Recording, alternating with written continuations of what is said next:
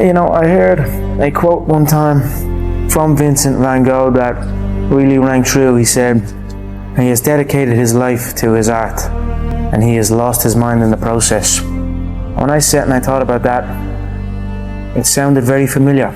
I have given every single thing, every ounce of my life to this craft, to perfecting my craft, and I continue to do so. And in the process, I have lost my mind to regular society, to people who wake up at 9 a.m, who clock out at 5 p.m. They would look at me and say, I've lost my mind, but me, I have found it almost. My name is Conor McGregor. I'm a professional MMA fighter. My dream is to be world lightweight champion in the UFC, have more money than I know what to do with, and have a great life for my kids, my grandkids, everyone in my family, everyone that's come up with me. That's my dream. My dream is to be number one. Most young men, why they got into martial arts was to defend themselves.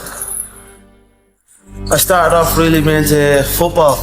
That was what my first dreams were, you know, being a football player. How good you were at playing football and how good you were at fighting, you know, they were the two things where I grew up. And then maybe as I start going outside my little estate and all, conflicts start happening, and I had to kind of think to myself, right, I need to be able to defend myself now as well. Not even to get back at anyone around, just to kind of be like, alright, this guy knows what he's at, just leave him alone. No, that's it, I don't know why I'm doing it other than that really. Now I'm obsessed.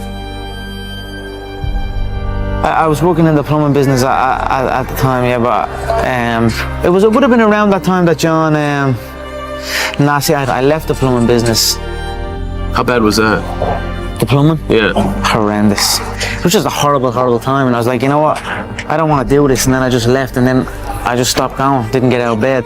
Then my dad would come in and try and faint me out of bed, and we'd have fights, and literally, for a good while I didn't really speak to my dad. We just kind of stayed away from each other. Anytime I come across my dad, anytime we did speak was to fight. Why did he get to that point, to where he was that mad? Because I was doing absolutely nothing. I was out getting into trouble. Yeah, it basically felt like I was doing fuck all. I was a waster, you know, I was a waster. Got that, called that a lot, you know what I mean? The real stress and the real fights come from the mortgage, come from this stress of home. A lot of people are getting evicted from their homes around here. So that's something that I grew up with.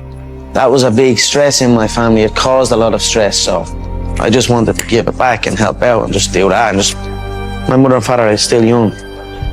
Now they have their feet up, they can relax, they are in a new place, so it's good. That's something I always dreamed of. I always visualized what giving would feel like, given to people who have given to me, what that would feel like. I always dreamed of just showing up one day and be like, here.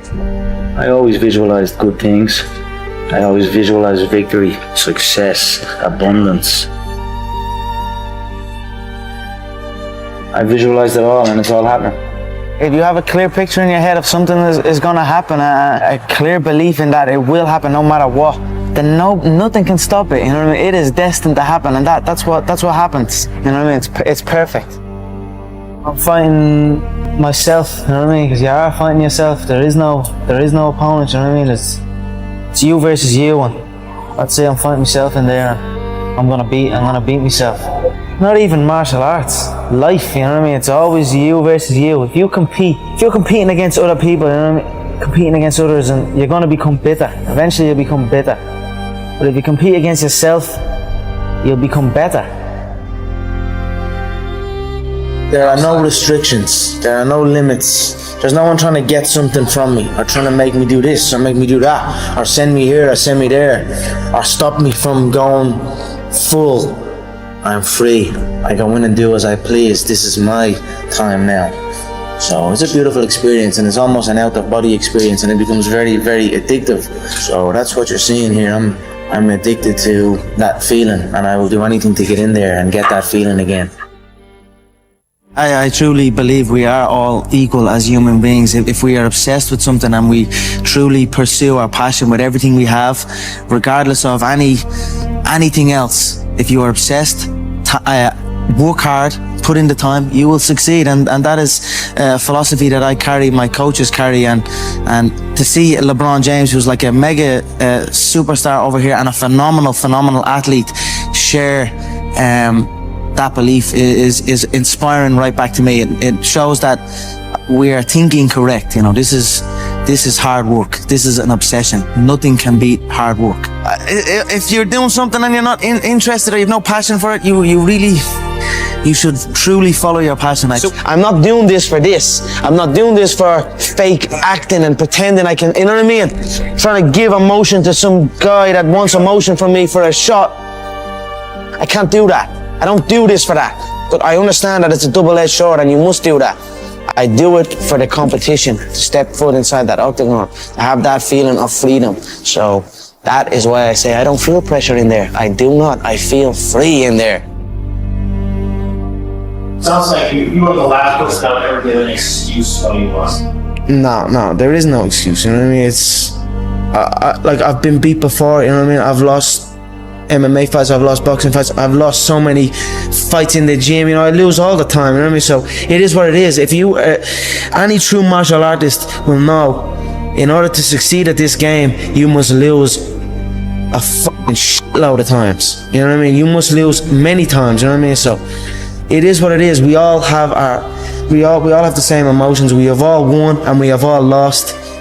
It's a sport. It is what it is, you know. Just get on with it. Look to learn from it, you know. The day you stop trying to learn is the day you start losing, you know what I mean? So I'm always going to learn regardless of the result, you know what I mean? Win or lose, I will take something from it all. And you know the way people say you learn more from your losses and things like that. That is true. You learn a lot from your losses, but as well as that, you learn from your wins. People can say, let's say you beat a guy, then you're at the beating that guy. You're a winner now. You know what I mean? You're a winner. So now I get to take the foot off the pedal. I don't need to learn so much. I'm at the beating this guy. I'm a winner. You know what I mean? That's gonna stop you. That can take over people, especially in this game. When you're signed to the UFC and there's all media things going on and there's people looking for pictures and shit. That can take over. That can make you feel like you're bigger than you are. You know what I mean? That happens to guys. You ever see guys that I see guys all the time coming in that are around this company since day one. Their performances just stay the same. They stagnate. Their performances stagnate. Then they get even worse. You know, they arrive on for the fight out of shape, not looking in shape, barely made weight, sluggish. You know what I mean? That's not gonna be me. I stay ready. I'm always in shape. You know what I mean? You're not gonna catch me out of shape. Win or lose, I'm gonna be ready to go. No ego. You know, you can't have an ego in this game. We've all won. We've all lost.